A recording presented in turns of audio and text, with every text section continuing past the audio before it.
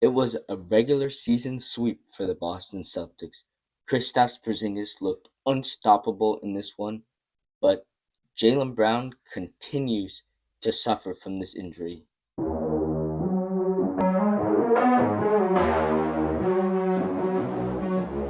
Great in and out dribble. Oh! He set off the smoke detector. Yo, crank that volume, turn it way up. Bet your Jaylen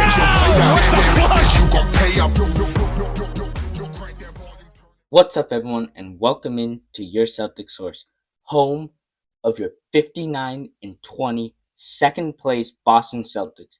The Celtics are just one win away from back-to-back 60-win seasons, which is just incredible given that slump that they had in January.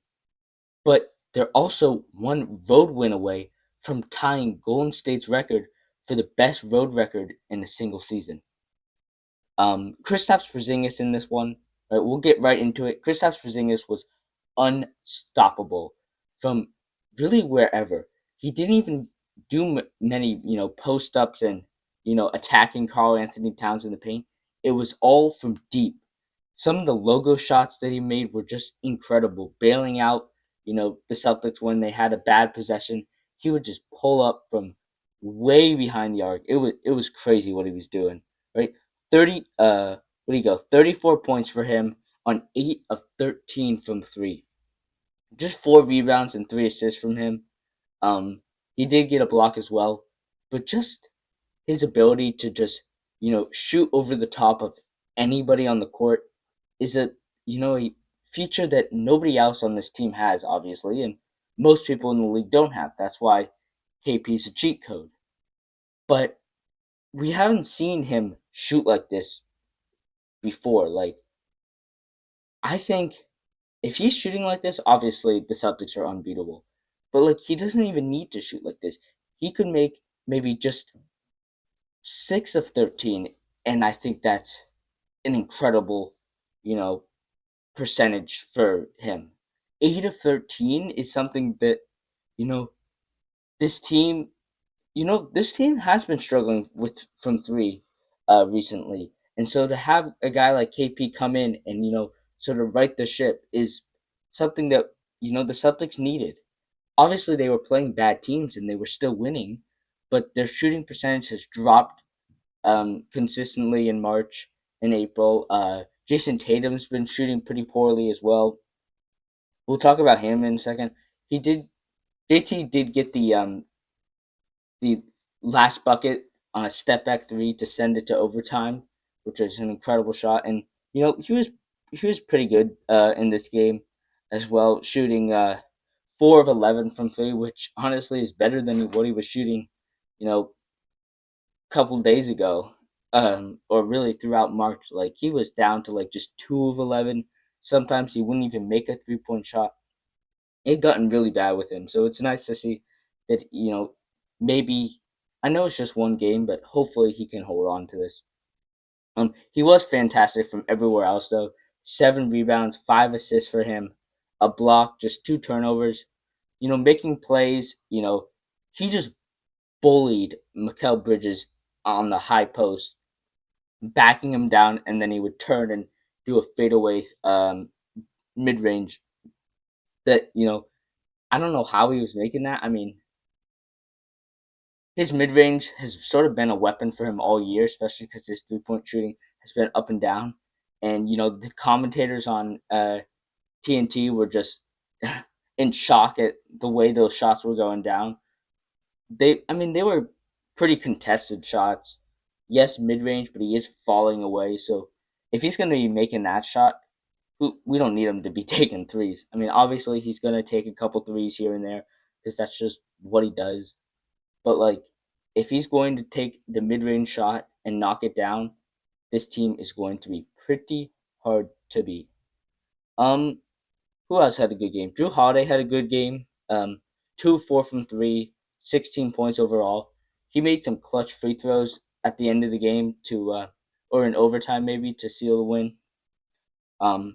Derek White, an okay game. 5 of 14, 4 of 12 from three. But Jaylen Brown, just another game where he just has no energy, no, physical strength, can't make a shot, or is unwilling to take shots. Just, 0 of 2 from 3 for him, 2 of 8 overall, just 6 points, and he plays just 22 minutes, right? Joe Mazzulla went with him through pretty much 3 quarters, and then he realized, yeah, he just doesn't have it tonight. Pulls him out, goes with a double big Luke Cornett, um, Kristaps Porzingis for pretty much the entire rest of the game. Jayson Tatum has to play the entire fourth to send it to overtime, and then obviously plays the entire overtime. But Jaylen Brown, I'm getting worried.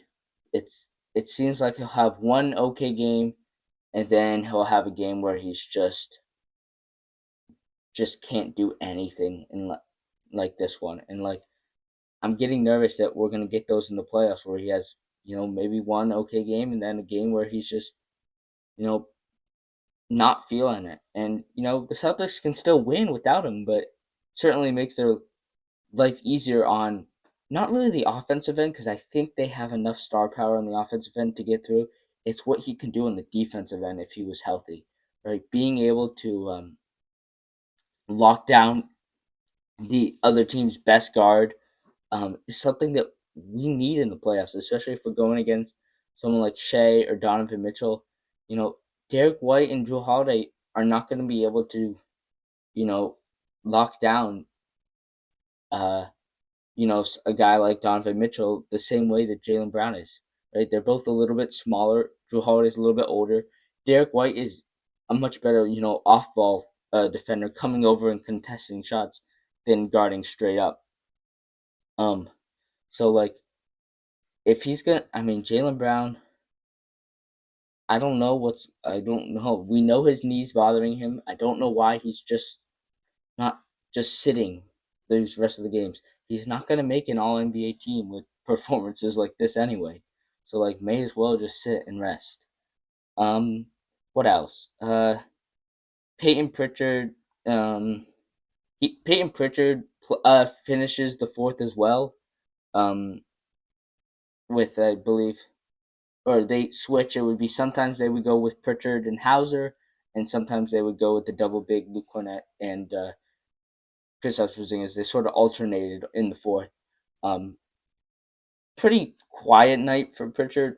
8 points, didn't make a single three. 0 of 3. 3 of 6 total. Plays 30 minutes though, so Chris, Payne Pritchard is a guy that you get into the playoffs. Maybe he is a guy that's going to you know, not show up and hurt your offensive team. We've seen this in the past. He's had an unbelievable season. He's gonna win Sixth Man of the Year, but you do wonder if guys like Pritchard and Hauser can still make impacts if their shots not going down, especially if they might get attacked on the defensive end. Um, Luke Cornett just 2 points, but continuing to be a guy on the boards.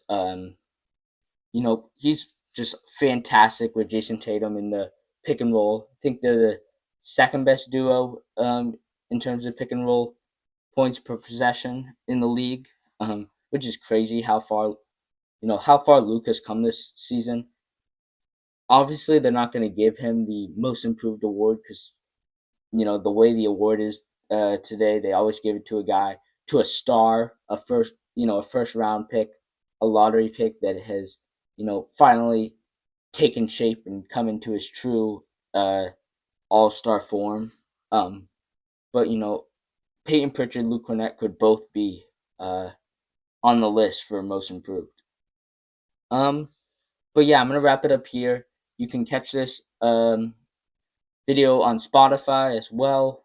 If you like to listen to the audio. But please like and subscribe. Follow on social media. I will be back after the Celtics play the. Who do they play next? Celtics play the. I believe it's the Orlando Magic. Yeah, when they play the Orlando Magic Wednesday. Um, Back to back. So yeah, but until next time. Go Celtics. It's over. Time to say it again, Boston. Anything's possible. Banner number 18 has been secured.